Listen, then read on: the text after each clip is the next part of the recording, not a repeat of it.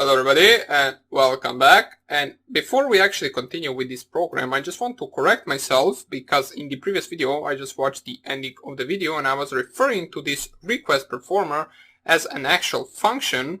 It is not a function, it is an actual class that we're going to create right now, which will have a function in it that is going to run the brute forcing itself.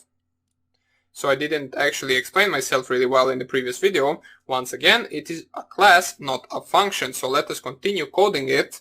These are just the self-arguments that the actual class will take and that the run function will actually use in order to perform the brute forcing.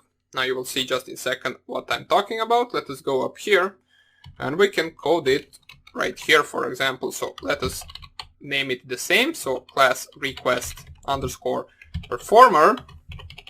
And make sure that this actual class right here doesn't take an input of these fields right here. These are just the variables or the arguments that we are going to pass to the init function in the class request performer. What this request performer will take as an input is the thread itself. So let me just show you right here. Thread request underscore performer.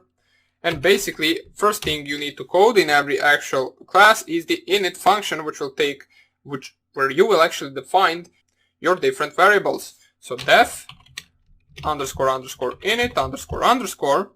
It will take an argument of self, which is a usual for the classes in Python, name, user, URL, and method.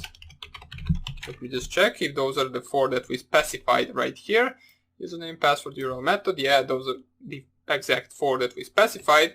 And what we want to do right now is actually define these variables or self variables with the actual variables themselves. But before we do that, we need to create a thread object in it with the actual self in the bracket specified. So init and then self. And then afterwards we can proceed to the self.password equals name.split.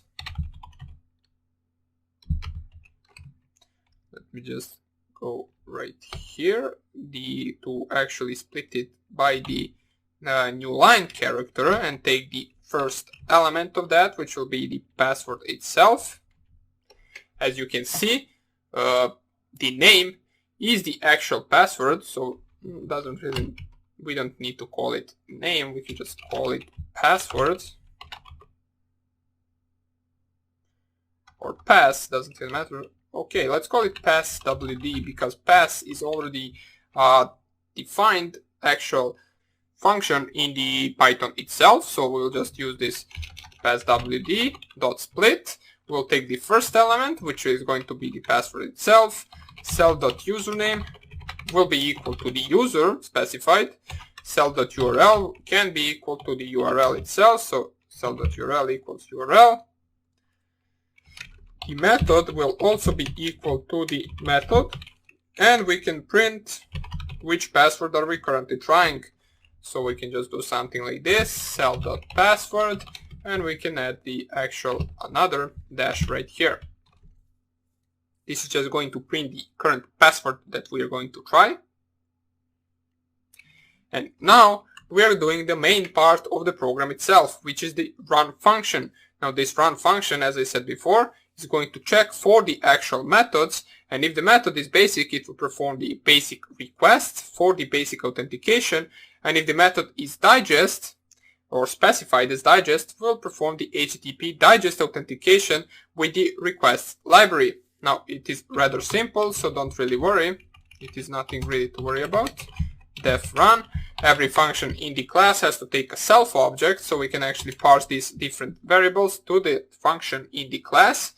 We will right here use the global hit variable, which we coded at the beginning of the program itself, which is currently set to 1. And right now what we're going to do is, first of all, we will check whether it is still set to 1. So if hit or our flag is set to be equal to 1, we'll try to actually take the method itself, whether it is a basic or the digest authentication. So what we will try is we will do something like this. So if self.method equals to basic, we are going to do r equals requests.get. And what we are going to specify in these brackets right here is the URL, of course, since we need to actually type here which URL are we going to visit and get the response from. And we need to specify the authentication, which will take the arguments of the username and the password. So self.url, comma, self.url, and then comma, auth will be the authentication, then open and close another brackets, and here specify the username and the password. So self.username, comma, self.password. So right here, this is all set to go. Let me just double check everything. So we specify the URL, we specify the username and password, and then we can proceed. Else if self.method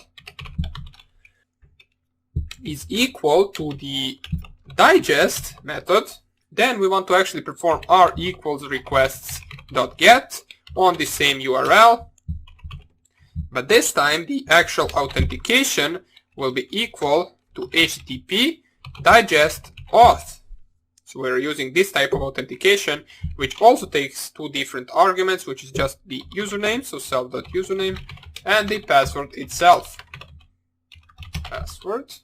Make sure to close another bracket at the end of this statement.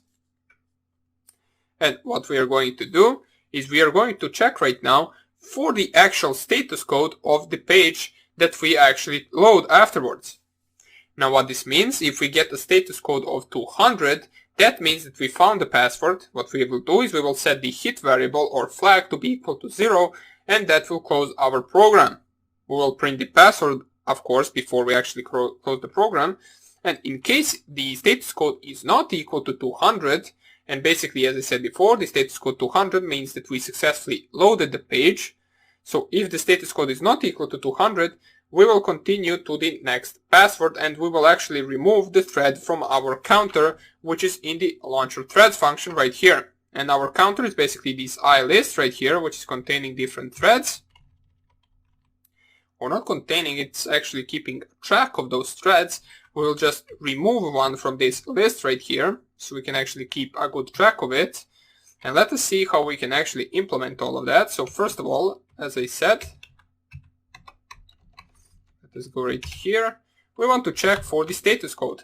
Now we made a request, or the r variable to contain the response from this request. So if r.status underscore code, which is an actual thing that we can check with the request library, equals to 200, we can set the hit to be equal to 0, and we can print then, so print like this, password found, and then dash, and then the double quotes plus self.password, which will print the current password that got the status code of 200.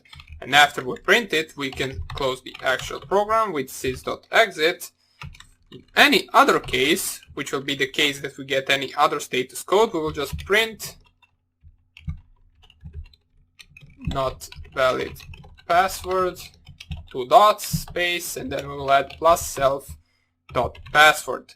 And make sure to not quit it right here. You want to, before we actually continue to the next password, we want to remove the thread from the actual counter, which we can do with this statement right here, -1, which will just remove the actual, which will just perform the subtraction from our actual list, or the first element of our list, removing the thread itself. Now make sure that before we actually close this program and wrap it up, that we actually run the except rule as well. So we try this, and if that doesn't work for some reason, we will accept any error, so accept exception E. We can print that error to see what that error is about. So this is basically the main part of our program. What we will do in the next video is we will just actually define this usage function. Let me just see, where did we put it? I believe it is somewhere right here. We check for the arguments. Okay, so here it is. We will actually define this usage function, which we still don't have. It is just printing some string statements, how to use this program, and so on and so on. And then I will show you how fast this program can actually brute force. So hope you enjoyed this tutorial, and I hope I see you in the next one. Bye!